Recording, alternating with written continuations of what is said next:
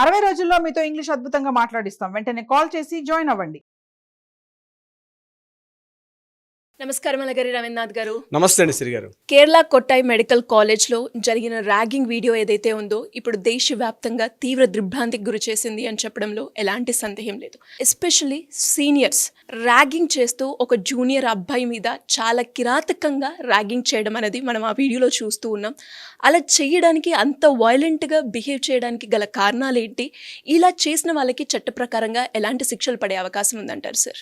Hostel రూమ్స్లో bed పక్కన వ్యక్తిని పూర్తిగా బట్టలిప్పేసి నగ్నంగా పడుకోబెట్టి మెడ మీద పదునైన చాకుతోటి మెడ మీద చంపేస్తామని ఒక వెకిలి వేషాలతోటి వికటాట్టహాసం చేస్తూ ఆ నిప్పుల్స్ ఎక్కడైతే ఉంటాయో అక్కడ బట్టలు ఆరబెట్టుకున్నటువంటి ఏదైతే మనం ఆ క్లిప్స్ అంటాం ఆ క్లిప్స్ తోటి గట్టిగా లాగుతూ మర్మాంగాలకి బరువైనటువంటి వస్తువులు వేలాడదీస్తూ బాడీ అంతా కెమికల్ పూసేసి అతను ఆ బాధతోటి చిత్రహింస అనుభవిస్తూ అతను ఏడుస్తుంటే వీళ్ళందరూ కూడా పగలబడి నవ్వుతూ దీనిని ఆ వ్యక్తి మీద ఒక ఇద్దరు వ్యక్తులు భయంకరంగా బలవంతంగా కూర్చొని అతని మీద పిడిగుద్దులు గుద్దుతూ కెమికల్ పూస్తుంటే ఆ కెమికల్ యొక్క మంట తట్టుకోలేక అతను పూర్తిగా ఆ బాధతోటి అతను కళ్ళంబడి నీళ్లు పెట్టుకుంటుంటే ఆ కళ్ళల్లోకి ఆ నోరు తెరిస్తే నోట్లో ఒక రకమైన కెమికల్ షాంపూ టైప్ ఉంటుంటుంది ఆయన నోట్లో పోస్తూ ఆయన ఎక్కడైతే ఆయనకి చేతులు కాళ్ళు కట్టేసి ఆయన ఎక్కడ బయటికి వెళ్లకుండా 5 విద్యార్థులు ఆ వ్యక్తి మీద ఒక మూకుమ్మడి దాడి చేస్తే ఏదైతే దృశ్యం మనకి వైరల్ వీడియోగా కనిపిస్తున్న దృశ్యం ఇది ఎక్కడో ఒక టెర్రరిస్ట్ మీద జరిగిన దాడి కాదు, లేదా బాగా హంతకులు మానభంగాలు చేసినటువంటి ఎవరైతే నేరస్తులు ఉంటారో అటువంటి నేరస్తుల పైన చేస్తున్నటువంటి ఇంకొక రకమైన ఇంట్రాగేషన్స్ కాదు. అతడు కేవలం ఒక సాధారణ విద్యార్థి. ఒక నర్సింగ్ కాలేజీలో 2024 నవంబర్ 1న క్లాసులు స్టార్ట్ అయితే ఎంతో కష్టపడి ఆ కాలేజీలో స్టూడెంట్గా జాయిన్ అయ్యి ఆ కాలేజీలో జాయిన్ అయిన తర్వాత ఒక ఫస్ట్ ఇయర్ స్టూడెంట్ ఆ స్టూడెంట్ మీద ముగ్గురు అంటే థర్డ్ ఇయర్ ఉన్నటువంటి స్టూడెంట్స్ ఆయన మీద దాడి చేసి ర్యాగింగ్ అన్నటువంటి పేరుతో ఆయన మీద దాడి చేసినటువంటి ఈ దృశ్యం నేను ఇప్పుడు మీకు వివరించాను. విషయం ఏమిటంటే ఆ కుర్రవాడి మీద ఈ థర్డ్ ఇయర్ స్టూడెంట్ ఉన్నటువంటి స్టూడెంట్స్ ఆయన మీద దాడి చేస్తూ ఎవ్రీ సండే మాకు లిక్కర్ తాగడానికి డబ్బులు కావాలి, 800 రూపాయలు డబ్బులు కావాలి అని చెప్తూ ప్రతి స్టూడెంట్స్ని వాళ్ళు బెదిరించారని, ఆ బెదిరింపులో భాగంగా ఎవరైతే స్టూడెంట్స్ అమౌంట్ ఇవ్వలేదో అతనిపై మూకుమ్మడిగా దాడి చేసి ఈ వికటాటహాసం ఇప్పుడు నేను చెప్పినటువంటి ఏదైతే కుర్చీ ఉందో అందులో నేను చెప్పింది కేవలం 1% మాత్రమే చెప్పాను. ఇంకా చాలా దారుణంగా ఉంది ఆ వీడియో. నాకు ఆ వీడియో చూసిన తర్వాత కాసేపు నోట్లో మాట రాలా. ఎంత దారుణంగా ఉంటారా ఆ స్టూడెంట్స్, అది కూడా ఏజ్ గ్రూప్ 18 నుంచి 20 ఏళ్ళ మధ్యలో ఉన్నటువంటి ఆ స్టూడెంట్స్ యొక్క ఏజ్ గ్రూప్ ఇంత భయంకరంగా ఉంటుందా అన్నట్టుగా ఆ యొక్క ఫస్ట్ ఇయర్ స్టూడెంట్స్ మీద ఈ థర్డ్ ఇయర్ స్టూడెంట్స్ వెళ్ళి ఆయన మీద పూర్తిగా దాడి చేసిన తర్వాత ఇది నేను చెప్పింది కేవలం ఒక రోజు కాదండి శ్రీ గారు. ఇది నవంబర్ 1 నుంచి మొదలైతే నవంబర్ 11th స్టార్ట్ అయింది. కంటిన్యూగా నవంబర్, డిసెంబర్, జాన్, ఫిబ్రవరి 11th వరకు కంటిన్యూగా 3 నెలల పాటు ఆ అబ్బాయి మీద ఒక సామూహిక దాడి చేసిన తర్వాత ఫిబ్రవరి 11వ తారీఖు నాడు ఆ స్టూడెంట్ వాళ్ళ పేరెంట్స్ని చెప్పుకున్న తర్వాత పేరెంట్స్ స్టూడెంట్ కలిసి వెళ్ళి ఆ కాలేజీలో ఇన్ఫార్మ్ చేసిన తర్వాత దగ్గర ఉన్న పోలీస్ స్టేషన్ ఇన్ఫార్మ్ చేసిన తర్వాత అప్పుడు బయటకు వెలుగులోకి వచ్చినటువంటి ఈ నిజాలు ఇప్పుడు నేను మీతో షేర్ చేసుకున్నాను. 3 నెలల పాటు మానసికంగా ఇలాంటి అరాచకాలు ఆయన ఫేస్ చేయడం మనం 3 నెలల పాటు భయంకరంగా చేసిన దాడి అన్నమాట. అంటే కేవలం ఏంటంటే ర్యాగింగ్ అనేటువంటి భూతంతో అంటే ర్యాగింగ్ అనేటువంటి ఆ ఒక ప్రక్రియతోటి జూనియర్స్ని సీనియర్స్ ఎంత దారుణంగా చేస్తున్నారు. ఇది ఎక్కడ జరిగింది అంటే కేరళలోని కొట్టాయం దగ్గర ఉన్నటువంటి గవర్నమెంట్ నర్సింగ్ కాలేజ్ అనేటువంటి ఆ కొట్టాయంలో జరిగిన ఈ సంఘటన. అక్కడ కాలేజ్ ప్రిన్సిపాల్ అయినటువంటి డాక్టర్ సులేఖ గారు చెప్పారంటే మాకు ఫిర్యాదు రాగానే మేము ఇమీడియట్గా యాక్షన్ తీసుకున్నాం, ఇంకా ఈ యొక్క స్టూడెంటే కాదు మిగిలిన స్టూడెంట్స్ ఉన్నాను కూడా మేము ఎంక్వైరీ చేస్తున్నాం అని చెప్పి పోలీస్ ఇమీడియట్గా ఫిబ్రవరి 11th ఆల్రెడీ దీన్ని కేసు టేకప్ చేశారు. కేసు టేకప్ చేసి వివిధ సెక్షన్స్ మీద యాంటీ ర్యాగింగ్ మీద కొన్ని సెక్షన్స్ మీద ఆయన మీద కేసు నమోదు కూడా అయింది. అయిన తర్వాత మీడియా ప్రతినిధులు మాట్లాడినప్పుడు చెప్పారంటే ఈ ఒక్క స్టూడెంటే కాదు ఇంకా ఏమన్నా బాధ్యత అన్న కోణంలో కూడా మేము పూర్తిగా వాళ్ళు ఇంటరాగేషన్ చేస్తున్నాం, అయితే కొంతమంది బాధ్యతలు వస్తున్నారు వాళ్ళ పేర్లు మేము బయట పెట్టే పరిస్థితులు లేవని చెప్తూ వీళ్ళందరినీ కూడా ఎవరైతే ఈ 5 స్టూడెంట్స్ ఉన్నారో 5 పేర్లు కూడా నేను మీతో షేర్ చేసుకుంటాను. 5 పేర్లో పోలీసులు రిలీజ్ చేసినటువంటి నేమ్స్ ఏంటంటే రాహుల్ రాజ్ 22 years, అలాగే రిజిజిత్ 21 years, అదేవిధంగా Vivek 21 years, Samuel Johnson 20 years and Jeeva 19 years. ఈ 5 స్టూడెంట్స్ మీద రకరకాల సెక్షన్స్ మీద కోర్టులో పోలీస్ స్టేషన్లో సెక్షన్లు నమోదైనాయి.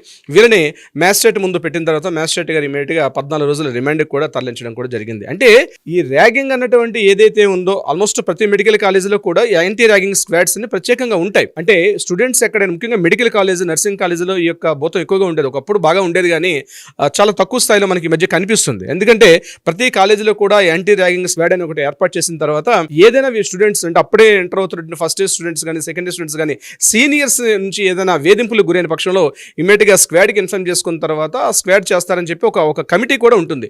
కానీ మరి ఆ కమిటీలు ఏమైపోయినాయి? ఆ గవర్నమెంట్ ఇస్తున్నటువంటి ఆ కౌన్సిలింగ్ ఇస్తారు అంటే కాలేజ్ స్టార్టింగ్ చేసే టైంలో ఓరియంటేషన్స్ ఎప్పుడైతే సెషన్స్ అవుతాయో ఆ సెషన్ టైంలో కూడా యాంటీ ర్యాగింగ్ ఉంటుందని చెప్పి ఖచ్చితంగా ప్రతి కాలేజీలో కూడా ఒకటి ఇన్ఫార్మ్ చేస్తారు ఆ ఓరియంటేషన్ ప్రోగ్రాంలో.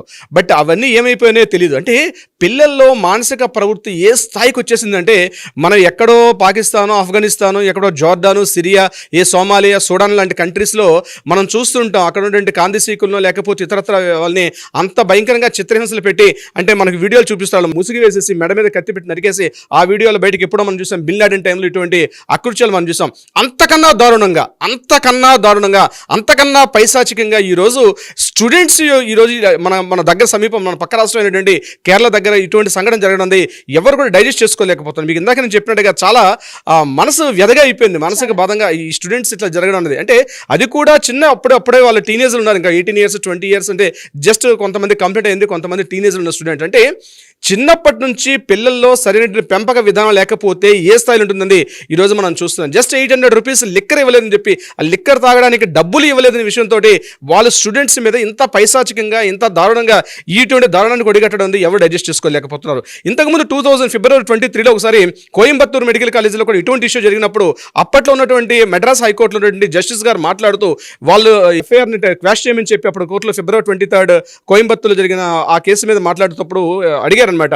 అంటే మెడ్రాస్ హైకోర్టు అక్కడ జస్టిస్ గారు అడిగారు, ఎందుకు మీరు ఏం ఆశిస్తారు, అట్లా మీరు వాళ్ళని చిత్రహింసలకు గురి చేస్తుంటే మీకు ఏం ఆనందం వస్తుంది అని చెప్పి సూటిగా అడిగినప్పుడు వాళ్ళు చెప్పారంటే మేము ఆనందం కోసం చేయట్లేదు, కానీ వాళ్ళు అట్లా ఏడుస్తుంటే మాకు ఎందుకు రిలాక్స్ అనిపిస్తుంది, చాలా హ్యాపీనెస్ అనిపిస్తుంది అని చెప్పి ఒక 7 students Madras high court chief justice గారి క్వశ్చన్ వేసినప్పుడు చెప్పారనమాట. అంటే వాళ్ళు అట్లా ఏడుస్తుంటే, వాళ్ళు అట్లా బాధపడుతుంటే, వాళ్ళు అట్లా అరుస్తుంటే, వాళ్ళు అట్లా కేకలు పెడుతుంటే మాకు తెలియనటువంటి ఏదో ఒక మంచి రిలీఫ్ అంటే ఒక మత్తుగా ఉంటుంది, మాకు అది ఒక రిలీఫ్నెస్ అనిపిస్తుంది. అంటే దాన్ని ఏమంటే ఒక సూడోసైటిస్టిక్ అంటే పక్కవాడు బాధపడుతుంటే, పక్కవాడు ఏడుస్తుంటే, పక్క వాళ్ళు అట్లా కేకలు పెడుతుంటే అంటే ఆ బాధను తట్టుకోలేక వాళ్ళు కేకలు పెడుతుంటే ఒక తెలియని పైశాచిక ఆనందాన్ని పొందడం మనుషుల స్థాయిలో ఉన్న వాళ్ళు చేసే పని కాదు, ఇది శాడిస్టిక్ భావజాలం అయితే అని చెప్పి అప్పుడు మెడ్రాస్ హైకోర్టు గారు ఆ కేసు కోయంబత్తూరు ర్యాగింగ్ కేసు సంబంధించి కూడా మాట్లాడడం జరిగింది. అంటే ఏదేమైనప్పుడు కూడా ఈ కేసుకు సంబంధించి కొట్టాయిలో జరిగిన ఈ సంఘటన మాత్రం ఇప్పుడు నవీన సమాజంలో మోడర్న్ సొసైటీ అని మనం అంతా మాట్లాడుకుంటున్నాం, కానీ కాలేజీల్లో ఆ గదుల్లో 4 గదుల చోట్ల జరుగుతున్న అకృత్యాలు రోజుకొక కేసు ఏదో ఒక సందర్భంలో. ఈ ర్యాగింగ్ కేసు ఇప్పటివరకు నేను ఎన్నో కేసులు చూశాను, కానీ ఈ కేసు ఏదైతే ఉందో అత్యంత దారుణంగా ఉన్నటువంటి ఈ కేసుని మరి కేరళ హైకోర్టు దాన్ని ఎటువంటి తీసుకెళ్తారు, ఎటువంటి జడ్జిమెంట్లు ఇస్తారని ఇంపార్టెంట్. ఎందుకంటే ర్యాగింగ్ సెక్షన్స్ ఉన్నాయి, 2011 యాంటీ ర్యాగింగ్ సెక్షన్ అని చెప్పి కేరళలో ఉన్నటువంటి ఒక సెక్షన్స్ కూడా ఉన్నాయి. అది కాకుండా ఎస్పెషల్లీ వీళ్ళ మీద ఎటువంటి సెక్షన్స్ వేసే అవకాశం ఉందంటే ప్రత్యేకంగా ఐపీసీలో 323, 324, 326, 341, 354, 506 ఇవన్నీ కూడా మనకి భారతీయ అంటే ఇండియన్ పీనల్ కోడ్లో ఉన్నటువంటి సెక్షన్స్ అన్నీ కూడా దీనికి సంబంధించి నేను చెప్పినటువంటి ఏదైతే 333, 324, 326 ఇవన్నీ కూడా అబౌవ్ 7 years to 10 years కూడా శిక్షించే అవకాశం ఉంటుంది. కాబట్టి క్రిమినల్ చర్యలకి అంటే ఆ వ్యక్తిని అక్రమంగా నిర్బంధించడం, పాశవికంగా దాడి చేయడం, ఆ వ్యక్తి మీద చంపేదాకా అంటే వీలైతే అటువంటి అవమానం తట్టుకోలేక కొంతమంది స్టూడెంట్స్ ఏం చేస్తారంటే ఆ టైంలో సూసైడ్ చేసుకొని చచ్చిపోయిన సంఘటనలు కూడా ఉంటాయి. అమ్మాయిలు అయితే ఇంకా చాలా సెన్సిటివ్గా ఉంటారు, అమ్మాయిల సంఘటన ఇంకా మనం చెప్పుకోలేం. అయితే అటువంటి సంఘటనలు కూడా దారితీసే పరిస్థితులు ఉంటాయి. ఇటువంటి వాళ్ళకి క్రిమినల్ చర్యలతో ఉన్నటువంటి వాళ్ళ కెరీర్ స్పాయిల్ అంటే కెరీర్ ఇంపార్టెంట్ కాదు, ఇటువంటిది బహుశా మరలా జరగకూడదు అన్నట్టుగా ఒక భయంకరమైన శిక్షలతో వాళ్ళు వేస్తే బాగుంటుంది, మోడర్న్ సమాజానికి ఒక మంచి జస్టిస్ ఇచ్చే అవకాశం ఉంటుంది. బట్ ఏమవుతుంది మనం తొందరలో చూద్దాం. సిరి గారు డెఫినెట్గా సార్, ఏదైతే ఆ వీడియో మనం చూస్తున్నామో నిజంగా అంటే మీరు అన్నారు ఫస్ట్లో అంటే అతను ఒక క్రిమినలా లేదు అంటే తనకి ఎందుకు ఈ శిక్ష పడాలి అని అంత దారుణంగా వాళ్ళైతే హింసించడం జరిగింది. మళ్ళీ ఇలాంటివి మెడికల్ కాలేజ్లో కావచ్చు, ఏ కాలేజ్లో ఈ ర్యాగింగ్ పేరుతో ఇలాంటివి జరగకుండా ఉండాలని మనస్ఫూర్తిగా కోరుకుందాం. అండ్ వీళ్ళకి చట్ట ప్రకారంగా కఠిన శిక్ష పడాలని కూడా కోరుకుందాం. Thank you sir, thank you so much. Thank you so much Siri గారు.